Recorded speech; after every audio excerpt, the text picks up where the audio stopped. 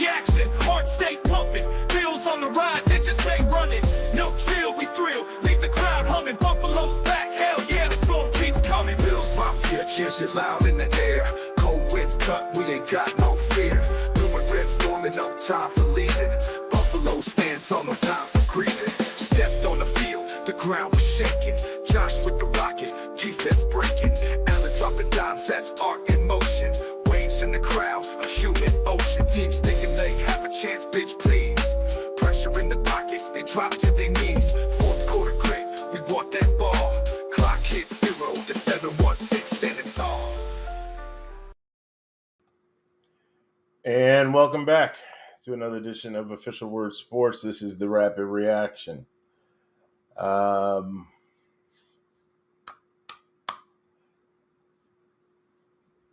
Yeah, there's a little pause here.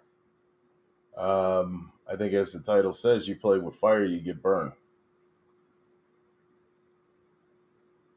You know, I sometimes I'm able to just talk, and then there's times where I'm at a loss for words. I'm at an absolute loss for words. We knew coming into this, we knew exactly what needed to happen.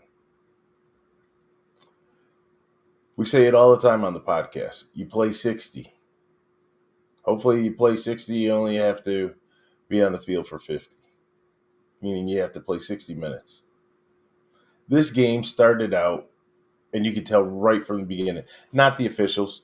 Do not go to the officials, which I will go to later, but do not go to the officials.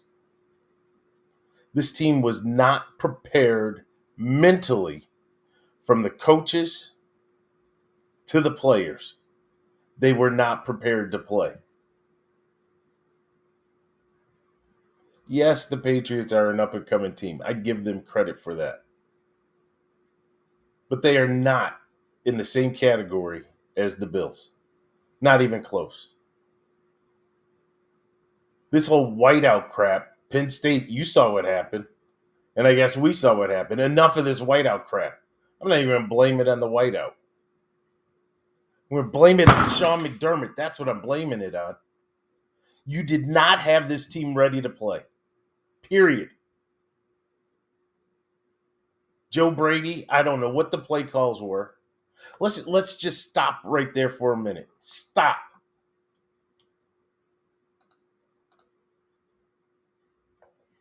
James Cook,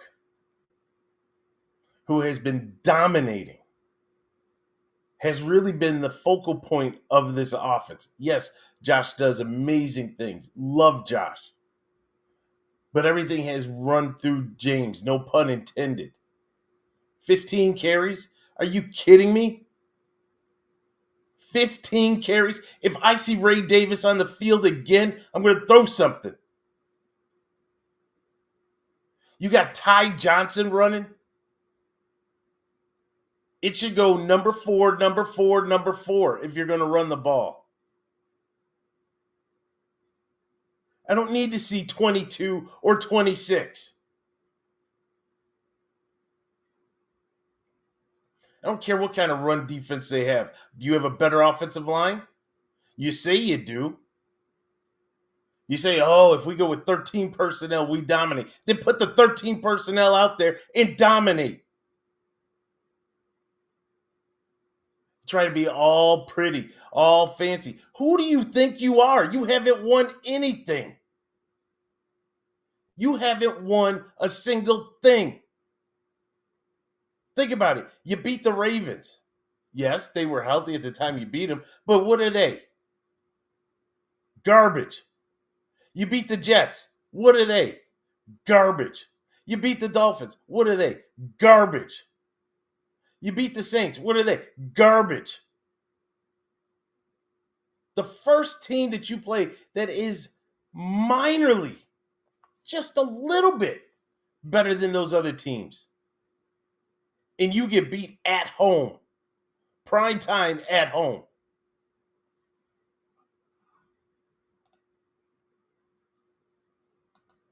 Hey, Joey. Absolutely right. You're absolutely right, Joey. Yeah, you're spot on with that. This team, I quietly was saying behind the scenes, talking to Stevie D, I was a little bit concerned. Don't want to talk about the injuries right now. A little bit concerned. We're popping our chests, popping our collars, 4-0, undefeated, everybody's riding high. But take a step back. We haven't beaten anybody. The games that we have won, except for the Jets, have basically come down to the fourth quarter, last possession. It's not a dominant team. It's not a team that could go 17-0. It's not a team that can make a run to the Super Bowl. None of it. It just gets you excited because you beat on the bottom feeders.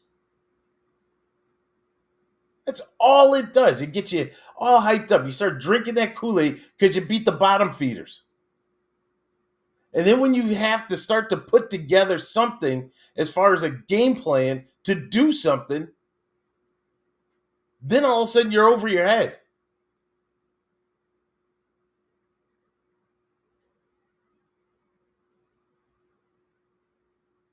I mean, seriously.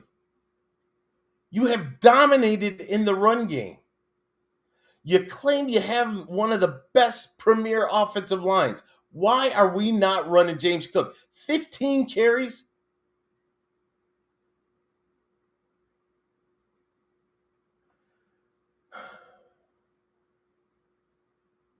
This is not a hate on Josh. But what we see is when things start to go bad, what we always talk about is that hero ball. It starts to come into play. It's hard for me to hate on Josh. He does so many things that are good.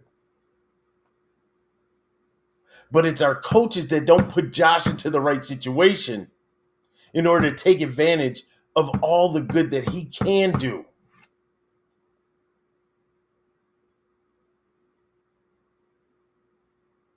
Joe Brady, I'm talking to you. Sean McDermott, I'm talking to you. Bobby Babbage, I'm talking to you. It took the fourth quarter for you to realize that May rolls out to the right. The fourth quarter? Hell, even Collinsworth was telling you, oh, you got to, kind of shade to the right because he likes to roll out to his right. Well, were you listening to the broadcast from NBC and then decide to make a change?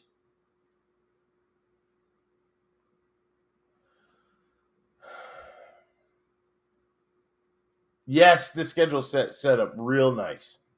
It did. The schedule set up real nice. You really looked at it and you said, yeah, they can make a run. I'll be honest with you, I have to sit back and reevaluate. I completely have to reevaluate. At the Falcons, that's not a gimme.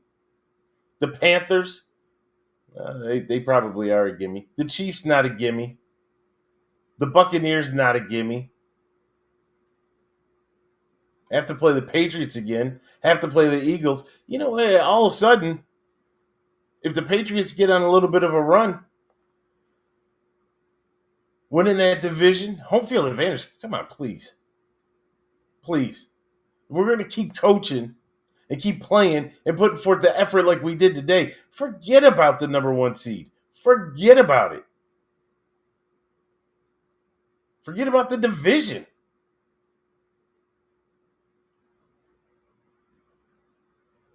This isn't sour grapes because we lost. I don't mind losing when you give it your best. None of us should. You walk away, you tip your cap, and that day that the team across the field was a better team. That's what you could do.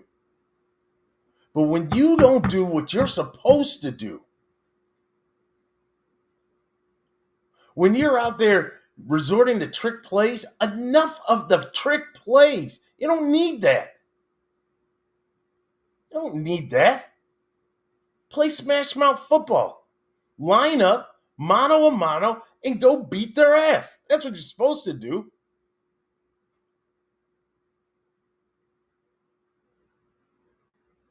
And if you're not healthy, then get out. Spencer Brown, were you healthy?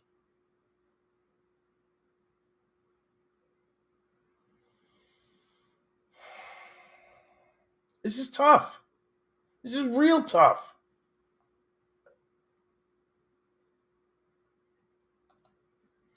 That's exactly what I'm saying, Joe. You're spot on.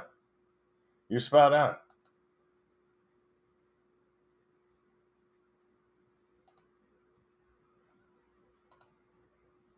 Yeah, Joey, I turn that stuff up. The funny thing is, yeah, I always say this. I never want to see anybody celebrate or dance on my grave. I do not want to see that. So no, I will not watch that. Game ball to Stephon Diggs. He had one heck of a game. Kudos to him. Kudos to him. You're no longer a Buffalo Bill, so I could care less what you do. Kudos to you, though. Obviously, their game plan was that they were going to feed you the ball come hell or high water. You were going to get the ball. It was up to us, whether it be Trey, Benford, to be able to cover you and stop that. You're not running past people. So the plays are there in the middle. Tackle the man. We got a bye week coming up. I swear they need to have the tackling dummies up there and start teaching how to tackle.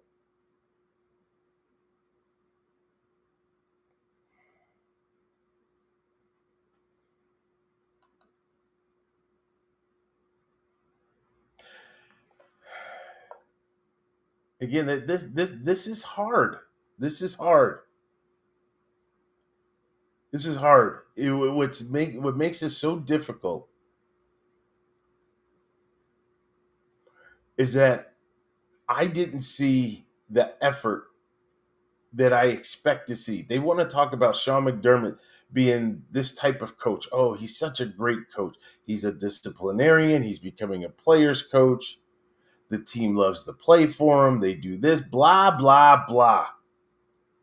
Then get your guys ready to go each and every week that there's a game.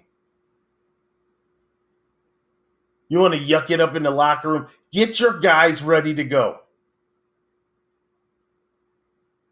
They weren't ready from the opening kickoff. Well, I take that back. Bobby Babbage, your defense had a 3-and-out. Hey, kudos. Joe Brady, your offense was not ready to go. We are not talking about the second coming of the world's greatest team. This is not the Packers under Lombardi. We're talking about the freaking Patriots. That's what we're talking about. A second-year quarterback dissecting you. That's what we're talking about. Get real. I keep saying it time and time again. Something has to happen with the coaching. Yes, we get appeased and we're okay because we get the victories. But what do we get? We get a first or second round knockout in the playoffs. This is a championship caliber team with a generational type quarterback. Looking like we have a generational type running back. And this is as far as we can get because we lose games that we should be winning. This game was at home. At home. You don't lose these type of games. You just don't lose them. And then what are we going to say? Well, we're going to have to go back and look at the film. What film do you need to look at? We stood and watched this for 3 hours. What film do you need to look at? I can tell you. Number 57 is still garbage. I don't care if he has a stat or not. He gets his stats because people roll into him. Why is he on the field? Explain that. Why is he on the field?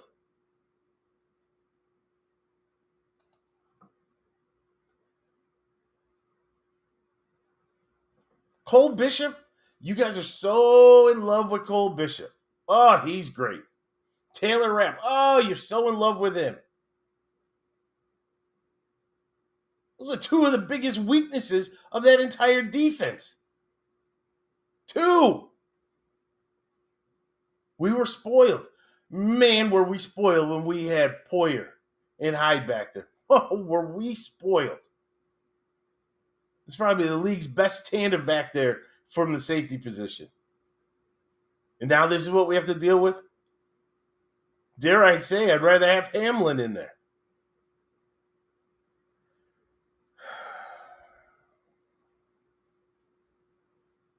We don't have a cornerback two. Love you, Trey, but we don't have a cornerback two. Benford is taking it all on his own, and Benford isn't, so far to the start of the season, isn't the Christian Benford that we know. So really, you're looking at your entire secondary right now is garbage.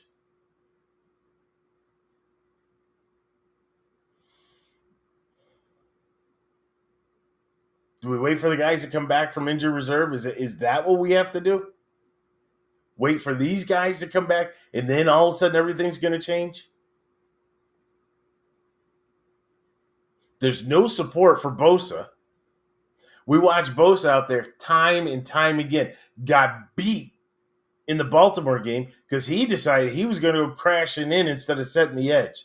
Certain teams, certain styles, you have to do certain things. It's not always about the stats. And then you do get the stats. Bosa just is constantly crashing and taking that inside move, and then people are going right around him.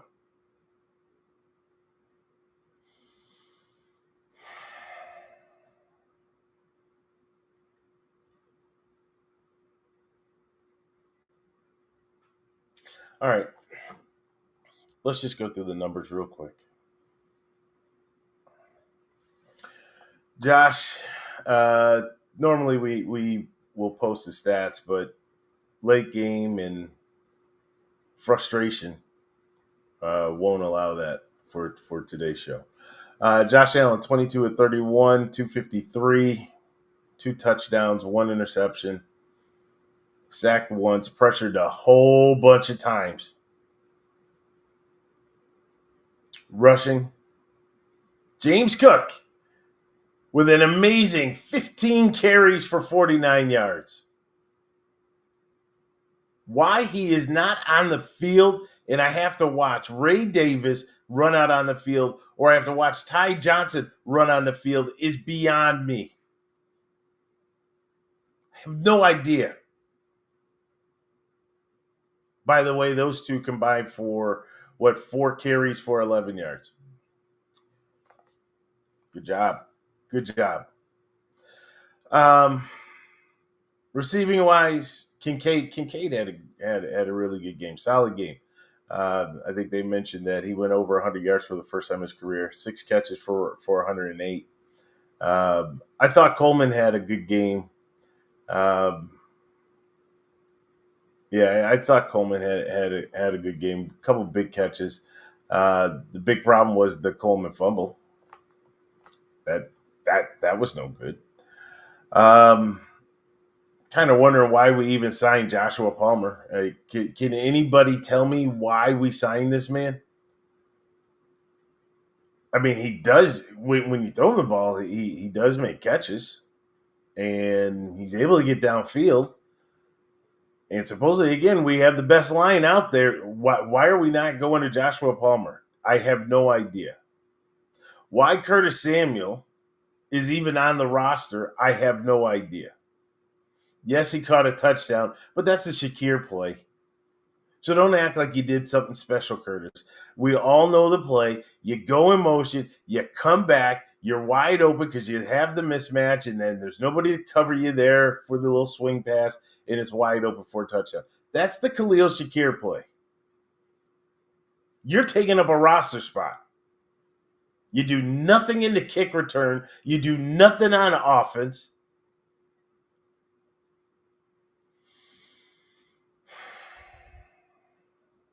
Anyways, Coleman, 4 catches, 23 yards and a touch. He did have the 1 fumble. Curtis Samuel, 2 catches, 26 yards, a touchdown. Joshua Palmer, 2 for 36.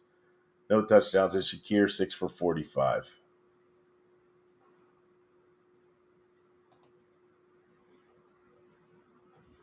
That's it. That is exactly it. Read that, ladies and gentlemen. We signed. You're spot on, Joey. Spot on. We signed Palmer because he's one of the receivers that can get open, constantly gets open, but not in Buffalo. He gets open. We just don't throw him the ball. We just don't throw him the ball. On the defensive side, team ended up with 4 sacks. 57 had a half a sack. Deion Walker had the other half of that one. Bishop had a sack. Shaq Thompson and Greg Rousseau. 2 of those sacks, though, I really wouldn't consider those sacks. Those were just about at the line of scrimmage or a little bit before. But that was as May was rolling out. Rousseau did have a nice sack. I thought Rousseau, and I've said this all along, Rousseau is having a great year. You just don't see the numbers. Rousseau does things like setting the edge. Bosa, like setting the edge. And then he forces the pocket. He's doing a lot of good things. Plays well against the run. And I was happy for him to see that he was able to get a sack. Terrell Bernard had 6 tackles. Milano had 6. Shaq Thompson, yeah, he had 5. You go through this and it's just mind-boggling. Drake May goes the entire game, no interceptions. Well, that's because you don't have anybody in the secondary. That's what that tells me. You think you have a great secondary. No, you don't. You really don't.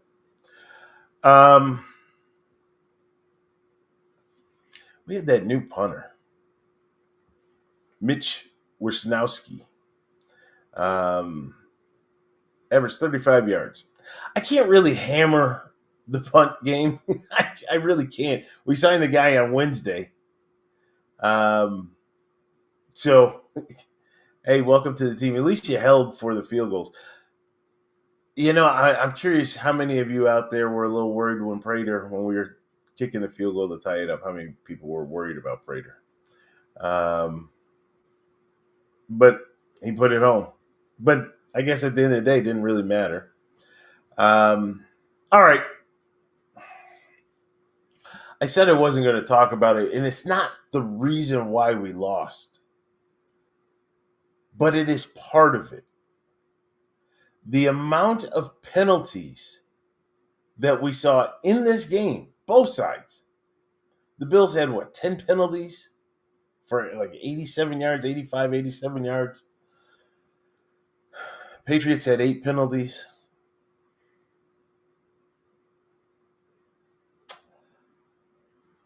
I was in a conversation with Stevie D during this game, and I made a statement that the officials, by the timing of the call, can truly impact the outcome of a game. If the league, I'm not saying that the league is fixed. I'm not saying the game is fixed. Again, tip your cap to the Patriots. That just doesn't even sound right. It doesn't come out right.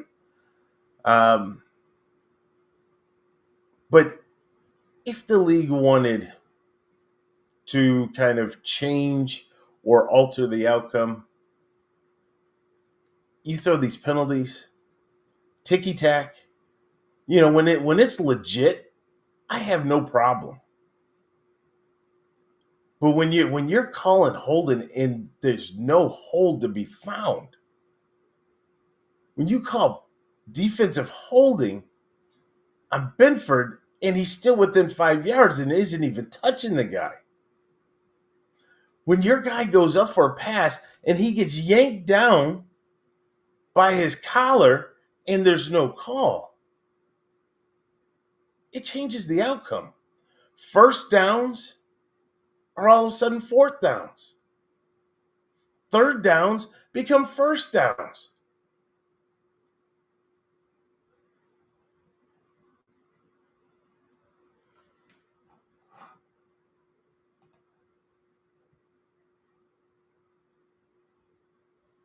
Hey, you're right, Joey. Hey, Lou.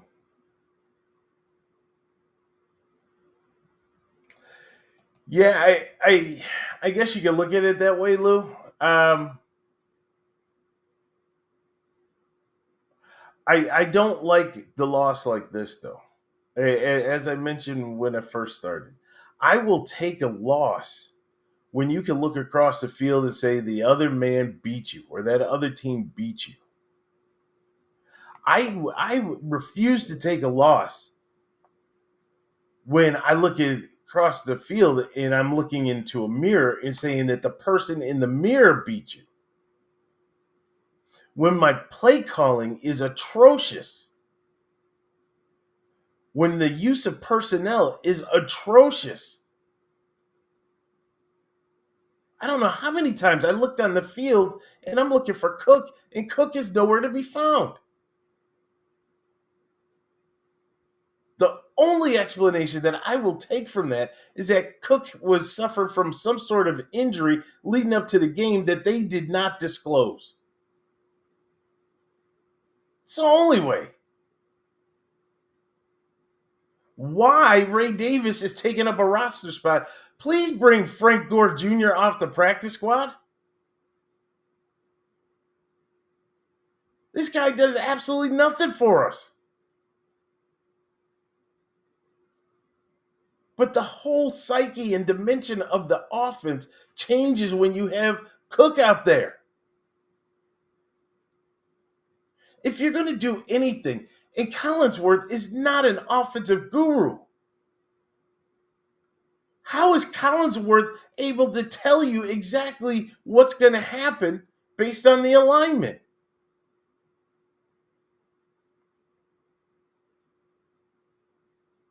I'm still one that says you need to punch him in the mouth and you go after him, but have a little deception. That is not a better team over there. They are not a better team. And we say this after every loss. Maybe they're a better coach team.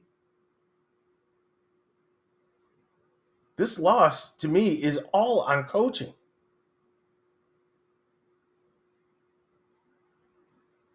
It's all on coaching. I'm not going to start the Fire McDermott chant just yet. And for me, usually that starts right around week 8, 9, after another bad loss. I will tell you, if we lose to the Falcons, it will start next week. I will tell you that. That's for sure. Bijan Robinson and Michael Penix and Kyle Pitts and Drake London, if they all start going off and we can't do anything, oh boy, get ready. Get ready.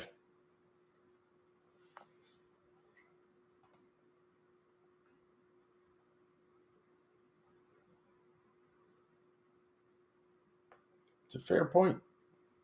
It's a fair point. But you know, Joey, where I would challenge you with that one, you can have the Justin Jeffersons of the world, you can have the Jamar Chases of the world, you can have all these great receivers.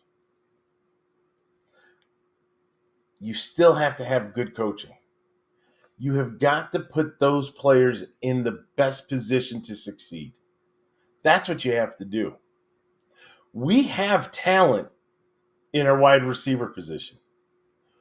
We have talent on that offense. We just don't know how to utilize the talent that we have. We don't run the rubs or the pick plays to get guys open. We don't scheme these guys in stack formation sets. We don't do that. Line up 11 across or 10 across or maybe 9 across. And that's all we do. You do your best to go get open. Again, that goes back to coaching. Good coaches find a way to put their players in the position to succeed. Period.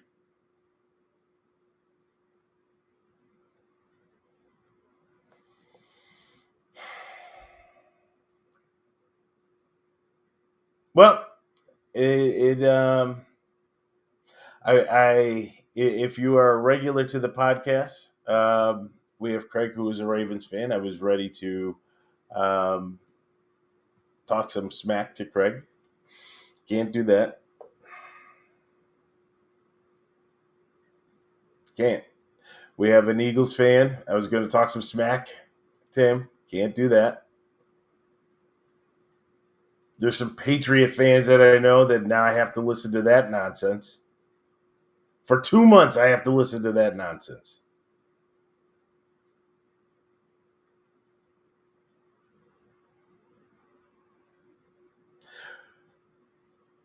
We have a little bit of a stretch. You have the Falcons, the bye, and the Panthers. So with the Falcons, the bye, and the Panthers coming off of the bye, don't use the excuse McDermott, but coming off of the bye, we get Hoyt and Okojobi back. Ed Oliver should be back. Max should be back. Your defense should be close to being in form. You are also will be approaching the trade deadline. I would hope that Brandon Beane is scouring and talking and trying to figure out who has a safety that they would like to get rid of. We have draft capital. We have young players. You need to go address the safety position immediately. I would even say you release one of these players that are doing nothing for you, and you elevate Jordan Poyer, not necessarily to play, but to be there, to coach, to mentor, to provide the insight that he has in game day situations. Because these guys do not know what they're doing. Cover 1, cover 0, cover 1, cover 2, cover 3. They are always out of position. They are always late. You talk about read and react. They can't read, and they're too slow to react. There's a problem. There's a problem.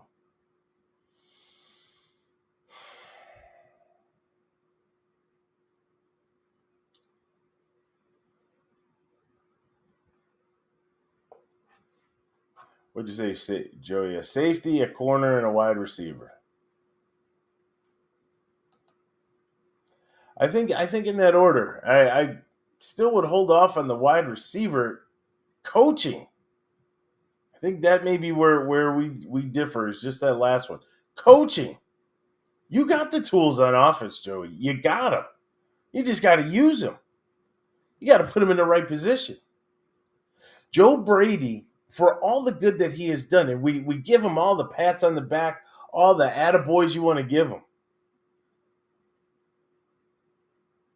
Joe Brady's offense is basically 15 yards or less. Dorsey's offense, Dable's offense, was one to stretch the field.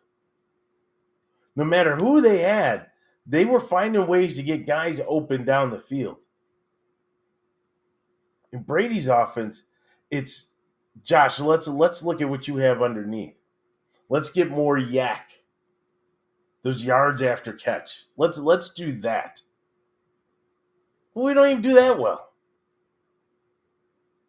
Did we throw a screen to a running back today? No. We tried a jet sweep with a tight end. Brilliant. Boy, that's about as good as it gets. When you got Khalil Shakir, you elevated and you left him active at Curtis Samuel. You got those guys. You couldn't give them the ball? You did that, last week and the week before with Elijah Moore, or 2 weeks ago, with Elijah Moore. So you know how to do it with the wide receiver, but you can't do it with these guys? Shakir should be your all-purpose weapon. He is as slippery as they come.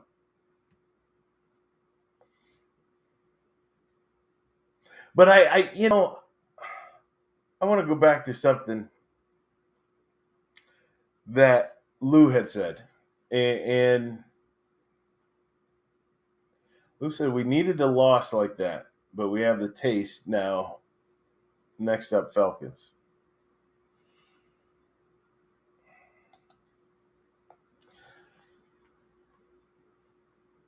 Lou, as I talk this through and we think about this, there is something to that.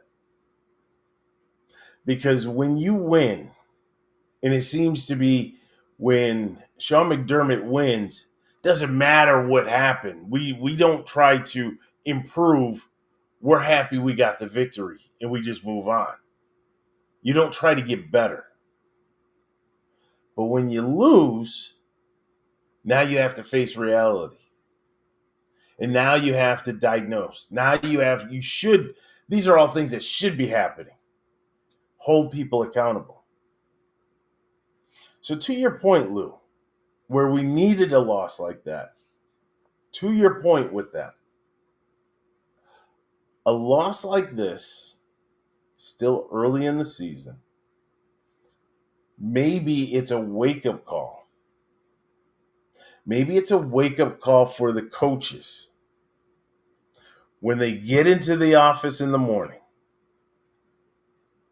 and they sit down and they say, what happened? How did we lose? And the first person that comes up and says, well, we lost because of the penalties, I would be half tempted to say you're fired. The breaking news, the shake-up at one Bills drive. I won't use that as an excuse. How did we lose? Well, we lost because offensively we wanted to do a lot of gimmick plays. We fumbled the ball deep in our zone, giving it to a tight end on an end around. That's not really our play. We've practiced it a couple times, but in a game situation, that really shouldn't be him. Good point. Let's dig deeper into that. Joe, what can you do to get better? We tried to run a flea flicker. The hell for? Why are you running a flea flicker? Oh, well, we thought we could catch him off guard. Those are the conversations that need to be had. Joe, what are you doing to try to get Coleman open? What are you doing to try to get Palmer open down the field? If you want to throw 15 and under, Shakir is your guy. Kincaid, that's your guy. One back shoulder pass to Coleman? What?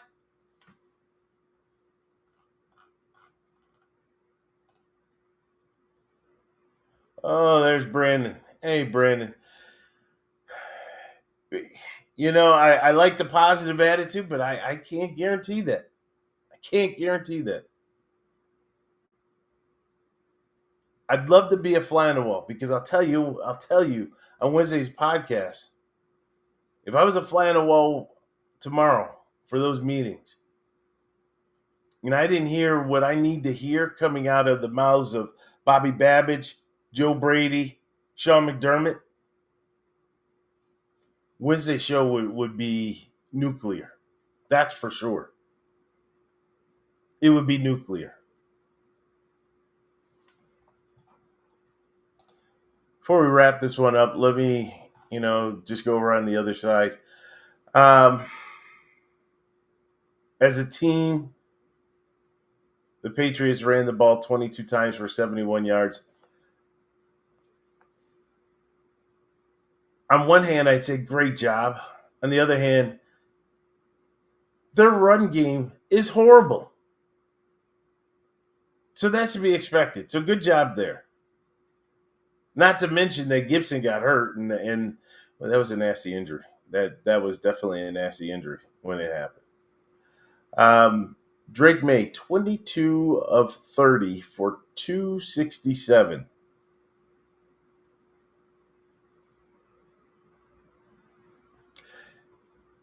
Let me repeat that.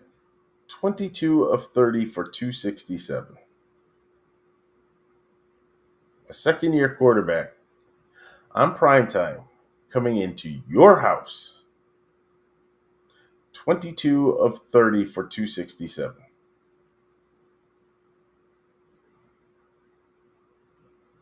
Nope. Nope. No excuse. No excuse. Stephon Diggs, 10 receptions, 146 on 12 targets. 12 targets. Think about that. 12 targets. Did you not know where they were going to go? I mean, that wasn't even a secret. First of all, it happens all the time in sports. A guy comes back, big game, the focus is going to be on him. They're going to go and try to get him and for him to have that big game.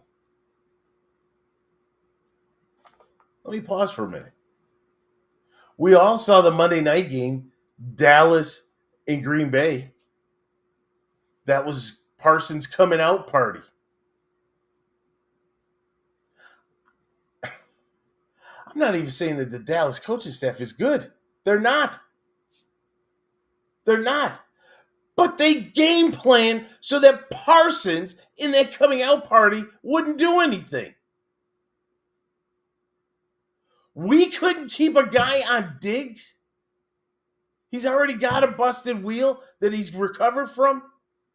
And you allow him to go 10 for 146?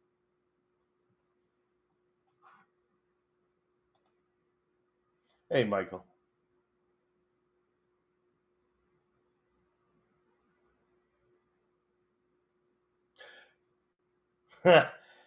to talk about the Worthy trade. You know, Michael, I'll tell you, the Worthy trade, I think what bugs me about the Worthy trade is that you traded to your enemy. Michael, what we had talked about earlier, and I'm glad you brought this up, right? We did excel. We excelled in the 15 to 20-yard passes, but that wasn't under Joe Brady. That was under Dorsey. That was under Dable. As soon as Brady came in, everything came closer. They shrunk that field, and now they're after yards after catch. Trading for a receiver, what good is it going to do? We brought in Josh Palmer. Not that he's the second coming of Jerry Rice. I'm not saying that. But we brought in somebody that Joey, identified and said that, exactly what we've been saying. This is a guy that used to be able to get open when he was with the Chargers. He was damn near their deep threat with the Chargers. They had Allen and Mike Williams that were kind of more that intermediate receiver, and Palmer was the one that was stretching the field, getting open. What, he had a 70 catch season. He was catching short, intermediate, and deep. Now what does he get? He gets 2 targets for 2 catches for 30 yards. He would have 30 yards on 1 catch with the Chargers. You mean to tell me Phillip Rivers or I just drew a mind blank on that guy. Or Herbert are better than Josh to be able to get the ball out there? Do you guys remember when they said Josh could throw the ball out of the end zone? Out of the stadium? We don't see Josh throw the ball deep anymore.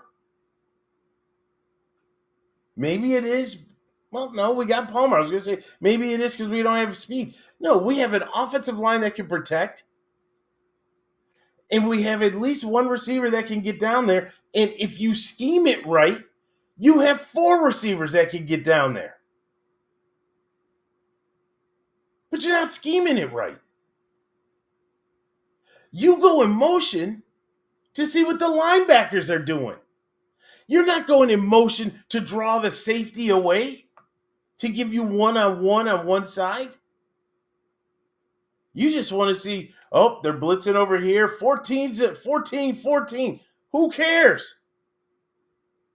Well, let me Not who cares, because it does matter. But it's all about moving and playing with those safeties so you can get the one-on-one matchups, especially in man.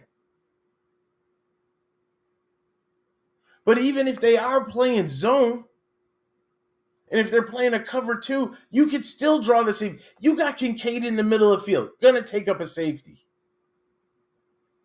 That's going to leave you one safety that's going to have to play deep. You run a pattern that goes past the 15, that allows to bring that safety away from the middle of the field. Now you have one-on-one. I'm not telling you guys anything you don't know. This isn't football 101 or 401. This is 101. But you got to scheme it. You got to do these things. This game, I'm going to tell you right now, this game is very reminiscent to the Baltimore game last year. Think about it. Bad play calling, turnovers, trick plays. You have a chance to go up. You have a chance to really set the tone, and you can't because you keep tripping your own self up, let alone the referees and the penalties, but you do it to yourself. Take a minute and draw that comparison. All right. Stevie D and I always say that this is supposed to be therapeutic. It's going to be hard to go to sleep tonight. I don't like these night games. I don't know about you guys. I don't like these night games. I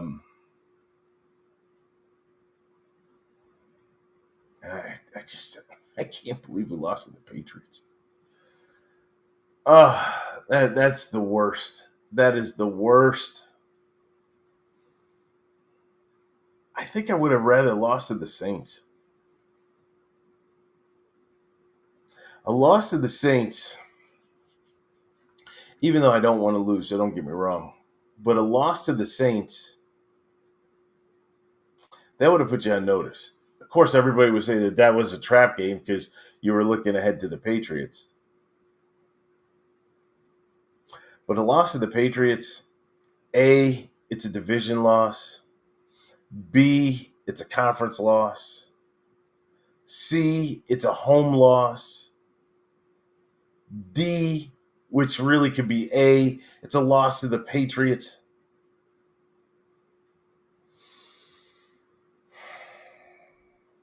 This really pisses me off. Yeah, it's after 12 a.m., so sometimes you get the unfiltered version. That's right, Joey. It's a divisional game. So, in the words of Sean McDermott, well, we're going to have to watch the film. We're going to have to study, how we can get better. I'll tell you how you get better. You get better in that coaching room. You put the guys in the place to do what they are supposed to do so that they can excel. You put James Cook on the field. That's what you do. All right. That's going to wrap this one up. I just shake my head. That's all I can do is I just have to shake my head. Make sure you tune in every Wednesday to the podcast. It's myself, Stevie D. We break down not only the Bills and the Jets, but we also break down what goes on in the NFL. Check us out on our Facebook pages. We have Mafia Den for the Bills. We have Jets Hanger for the Jets.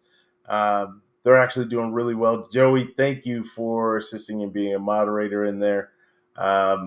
And we're just about at 1,000 members. Stevie D and Jets Hanger, they got us. So Bills Mafia, Bills fans out there, get on board, join Mafia Den. We can't let Stevie D and Jets Hanger take us by storm, but yeah, definitely join the group, participate, contribute. I know Joey's always out there putting up good content, and appreciate that.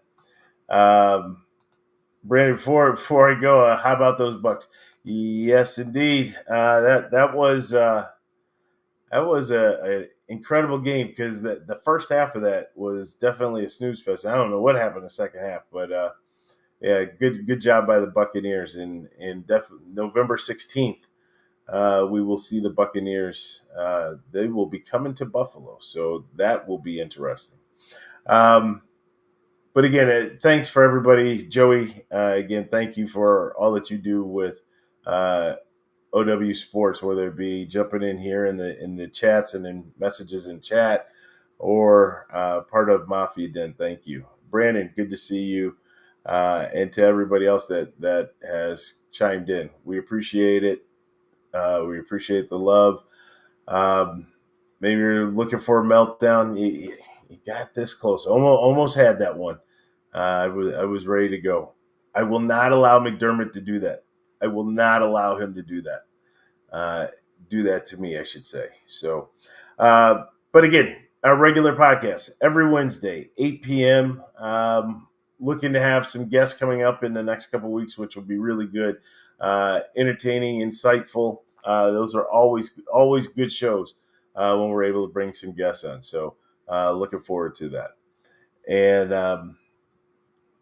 I think that's going to wrap it up. I need to get some sleep. So once again, one of these 8 o'clock games that is going to keep me up to about 3 in the morning. All right. Thanks for tuning in, everybody. I appreciate it. So I normally say for Stevie D, I'm Vince. I'll just say for this one, I'm Vince, and we'll talk to you soon.